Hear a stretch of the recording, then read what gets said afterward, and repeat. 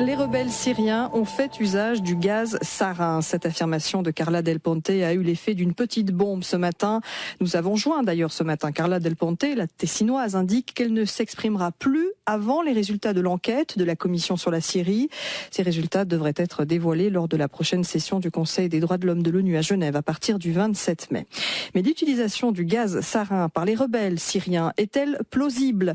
Nous avons posé la question à Alexandre Vautravert, rédacteur en chef de la revue Militaire Suisse. Sa réponse. Plausible, oui, parce que le gaz sarin, c'est en fait un toxique de combat qui est assez répandu, surtout dans cette région du monde, et qui est assez simple à utiliser. En fait, on peut l'utiliser sous la forme de projectiles d'artillerie, et comme dans la plupart de ces pays, disons arabes, anciennement utilisant les doctrines soviétiques, ce type de munition est malheureusement répandu un petit peu partout. Et comment se fournir en gaz sarin sur place dans un contexte aussi difficile et bouleversé ?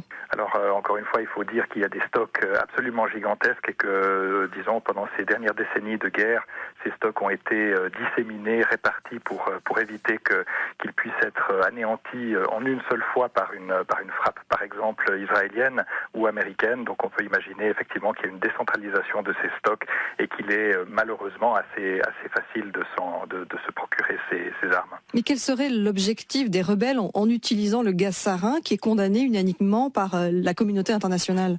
Oui, condamné unanimement, ça ne veut pas dire qu'il y a forcément des interdictions de son utilisation, mais pour faire simple, l'utilisation militaire de ce toxique de combat est pratiquement nulle. L'efficacité militaire est pratiquement inexistante. Par contre, il est très clair qu'on essaye de manifester ici un message politique pour une régionalisation du conflit et pour une intervention extérieure. Israël a frappé 2 fois la Syrie ce week-end. Si le conflit venait à dégénérer entre les deux voisins, Damas peut-elle faire face ? Peut-elle faire face ? Alors il faut se poser la question, quels sont les motifs d'une intervention israélienne ? Il y a bien sûr la volonté peut-être de neutraliser ce type d'armes, mais enfin on risque de frapper un petit peu à l'aveugle et de causer plus de dégâts qu'autre chose. Moi je dirais que des raids israéliens sont envisageables surtout sous la forme d'une guerre électronique, d'une cyberguerre si vous voulez, éventuellement sous la forme d'une guerre aérienne avec des frappes. L'armée israélienne est tout à fait capable d'exécuter ce type de mission. Une intervention terrestre est peu envisageable. Elle aurait d'ailleurs des objectifs assez peu clairs et peu de résultats. Je pense que malheureusement le risque le plus grand maintenant qu'Israël s'investit dans ce conflit et que le conflit se régionalise, c'est véritablement de créer un précédent qui n'est pas sans rappeler malheureusement la crise de Suez en 1956, qui est en fait le prétexte d'une intervention internationale. Et là, les États-Unis, quelle position de la part de Barack Obama qui affirme ne pas avoir été mis au courant de ce raid israélien d'ailleurs? Bon, on peut affirmer beaucoup de choses. Ce qui est clair, c'est qu'Israël a toujours fermement menacé, disons, ses voisins et les différents pays dans la région s'ils franchissaient ces seuils, comme l'ont fait d'ailleurs les Américains. Donc, je pense que ce type de raid n'est pas forcément une surprise.